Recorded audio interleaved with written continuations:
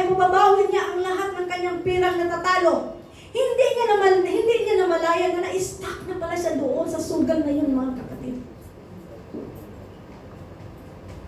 Araw-araw andun siya. Kasi umaasa pa rin siya na baka isang araw manalo siya, mabawi niya ang lahat ng pirang na wala sa kanya. Hindi ka na makawala, nakatali ka na doon, mga kapatid. Inuupuan mo na yung upuan doon sa sughanan. Naging sugarol ka na. Naging lasingiro ka na. Paunti-unti lang, isang ano lang. Tikim-tikim lang. Patikim-tikim lang hanggang hinahanap mo na. So nakatali ka na doon, nahihirapan ka nang umalis doon. Kasi ramdam mo na uhaw ka pag hindi ka makainom ng alak. Amen? Kasi ang mindset, ang isip mo, nakapokus ka doon. Hanggang lumala na. Pinanindigan mo na yung pagkasugarol mo. Amen? Example lang yan, mga kapatid, sa buhay ng pinag-aralan natin, mga kapatid. Maraming paraan sa isang Kristiyano kung bakit ka na-stuck doon, bakit ka hindi nakawala doon. At na-realize mo, naubos na pala yung ari-arian. Wala ka nang mapupuntahan. Gusto mo na bumalik sa normal mong buhay noon. Pero paano ka mag-umpisa? Ang hirap mag-umpisa. Wala na lahat. Nasta ka na doon. Sa sugal na yan. Nasta ka na doon sa relasyon. Mali. Bakit napunta sa relasyon? Hindi mo alam kung paano ka na makaalis, makawala. Gusto mo nang umalis. Pero isang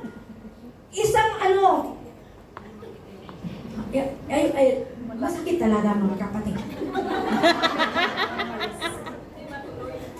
Masakit talaga. Salita na po. Ako din. Natamaan din ako. How many years akong na-stuck? Sa totoo lang. Nung 16 years, nag-start ako ng 16 years. Sabihin ko mamaya. Ang salita na ito ay para sa atin. Ang salita na ito ay para sa atin, mga kapatid. Wala exempted dito. Lahat tayo ay nakaranas ng ganitong mga dilema sa buhay natin, mga kapatid. So gusto mo nang bumalik, hindi ka na makabalik. Amen? So hindi mo alam kung paano ka makaalis, makawala. Gusto mo nang umalis, pero ang isang paraan lang. Ang isang gusto mong umalis, pero ang isang paa lang ang nakaalis, ang isa lang naiiwan doon sa mat. Paano ka makawala doon? Na hinahawakan ka.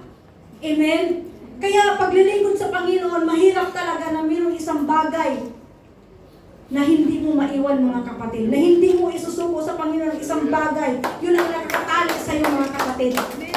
Amen? Hindi ka talaga puli makapaglilingkod sa Panginoon pag yung isang paa mo ay naiwan doon.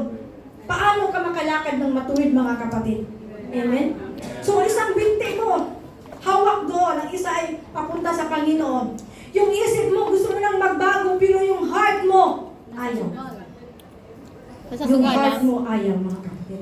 Kaya ang sabi ng Panginoon sa iyo, mga kapatid, do you want to get well?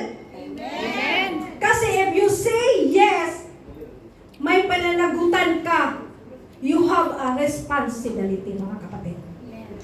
Pag sabi mo ng yes, Lord, I will follow you. Amen. All the days of my life.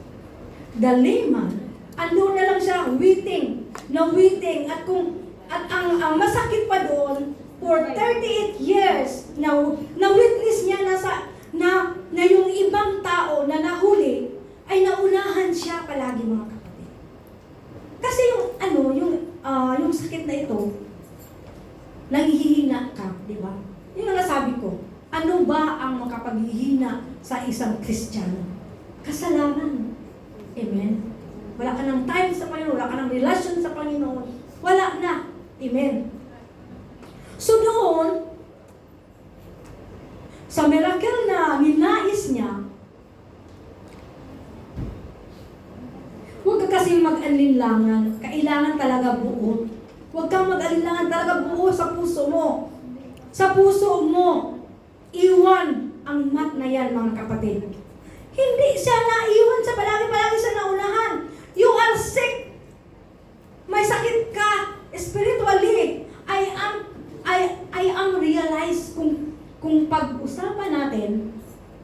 finally that your life is stuck. We are stuck in a happy marriage, diba?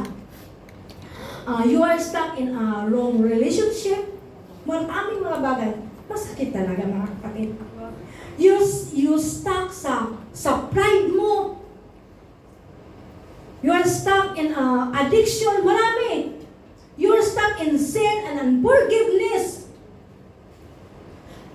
There's a lot of things that you cannot move because sa kasalanan, mga kapatid. Stuck in broken heart. So, mga broken hearted dito. Tapos na ako nakamubuon ako dyan.